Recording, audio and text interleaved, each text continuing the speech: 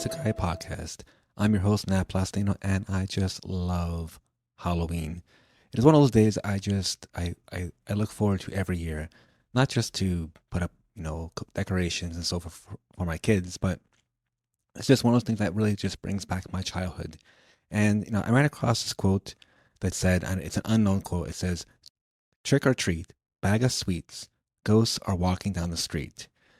And it's a fun little rhyme. I would say it's part spooky, part silly, and entirely to the spirit of Halloween. Every October, the air feels a little more chilly and magical. Pumpkins glow across the streets like fiery smiles.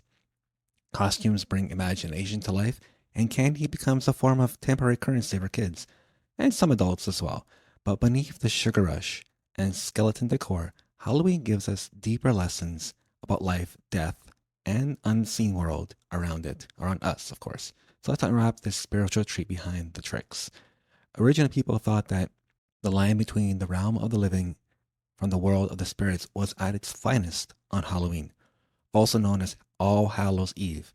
It was about realizing that there is more to life than meets the eye, not simply by frightening your neighbor with a vampire cloak, in a sense rather than making us fear the mystery of life and death. Halloween invites us to dance with it.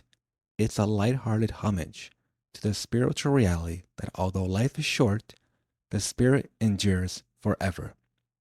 And what about those ghosts walking down the street?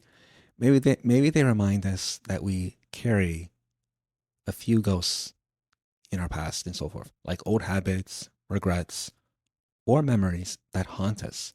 Halloween really gives us permission to laugh at them. When we truly face our inner monsters, they lose their power. As Carl Jung once said, one does not become enlightened by imagining figures of light, but by making the darkness conscious. Wearing a costume alone teaches us something profound. We are not restricted to a single identity. We are consciousness. We can be audacious, full of imagination, and enigmatic. Putting on a costume can sometimes help us remove one from within. Halloween is a spiritual masquerade where we can joyfully and safely explore secret aspects of ourselves, which may be why it feels so liberating. So next time you're munching on a mini Kit Kat or Snickers, or dodging a zombie toddler with a candy bucket, remember, Halloween is more than spooky fun.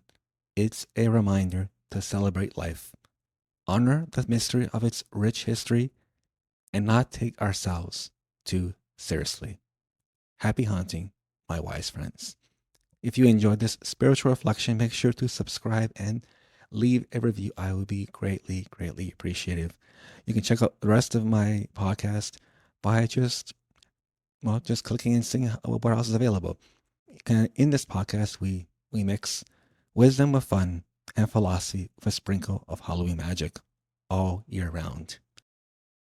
Until next time, take care.